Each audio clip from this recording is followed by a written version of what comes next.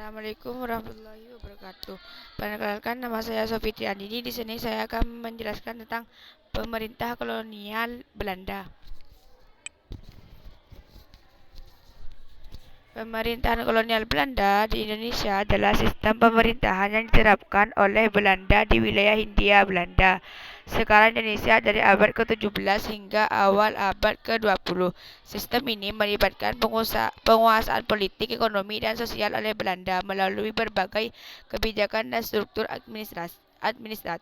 Pemerintahan kolonial Belanda di Indonesia pertama, Herman Willem Daendels, Gubernur Jenderal 1808-1811, ketika Belanda dikuasai oleh Prancis, dan kedua, Letnan Inggris Stamford Raffles, Gubernur Jenderal 1911-1916, ketika Jawa dikuasai Inggris. Daendels mereorganisasi pemerintahan kolonial pusat dan daerah dengan membagi Pulau Jawa dalam distrik yang juga dikenal sebagai residensi, yang dipimpin oleh seorang pegawai negeri di sipil Eropa yang disebutkan residen, yang secara langsung merupakan bawahan dari dan harus melapor kepada Gubernur Jenderal di Batavia.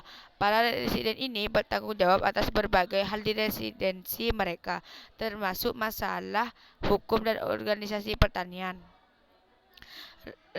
Raffles melanjutkan reorganisasi pendahuluannya dan dengan mereformasi pengadilan, polisi, dan sistem administrasi di Jawa. Dia memperkenalkan pajak tanah di Jawa, yang berarti bahwa petani Jawa harus membayar pajak kira-kira nilai 2/5 dari panen tahunan mereka kepada pihak berwenang. Raffles juga sangat tertarik dengan budaya dan bahasa Jawa. Pada tahun 1817 ia menerbitkan bukunya The History of Java, salah satu karya akademis pertama yang topiknya Pulau Jawa. Namun reorganisasi administrasinya yang diterapkan Raffles juga berarti meningkatnya intervensi pihak asing di masyarakat dan ekonomi Jawa, yang tercermin dari meningkatnya jumlah pejabat peringkat menengah Eropa yang bekerja di residensi di Pulau Jawa. Antara tahun 1925 dan tahun 1990, jumlah ini meningkat dari 73 menjadi 190 pejabat Eropa. Sistem pemerintahan kolonial Belanda di Jawa adalah sistem yang direct, langsung, maupun dualistik. Bersama dengan hierarki Belanda, ada hierarki pribumi yang berfungsi sebagai perantara antara petani Jawa dan layanan sipil Eropa. Bagian atas struktur hierarki pribumi ini terdiri dari para aristokrasi Jawa, sebelumnya para pejabat yang mengelola kerajaan Mataram. Namun karena dikuasai penjajah, para pri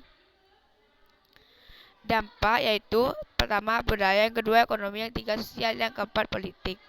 Meningkatnya dominasi Belanda atas Pulau Jawa tidak datang tanpa perlawanan. Ketika pemerintah kolonial Belanda memutuskan untuk membangun jalan di tanah yang dimiliki Pangeran Diponorogo, yang ditunjukkan sebagai wali tahta Yogyakarta setelah kematian mendadak saudara tirinya, ia memberontak dengan didukung oleh mayoritas penduduk di Jawa Tengah, dan ia menjadikannya perang jihad. Perang ini berlangsung tahun 1825-1930 dan mengakibatkan kematian sekitar 2.500.000 orang, sebagian besar orang Jawa. Tapi setelah perang Jawa selesai dan Pangeran Diponorogo ditangkap, Belanda jauh lebih kuat di Jawa dibanding sebelumnya. Pemerintahan kolonial Belanda di Indonesia merupakan sebuah sistem yang kompleks dengan berbagai kebijakan yang berdampak besar pada masyarakat, baik secara ekonomi, sosial, budaya, maupun politik. Kebijakan-kebijakan ini meskipun membawa beberapa manfaat, juga menimbulkan berbagai masalah dan penderitaan bagi masyarakat pribumi. Cukup sekian presentasi dari saya, kurang lebihnya mohon maaf. Wassalamualaikum warahmatullahi wabarakatuh.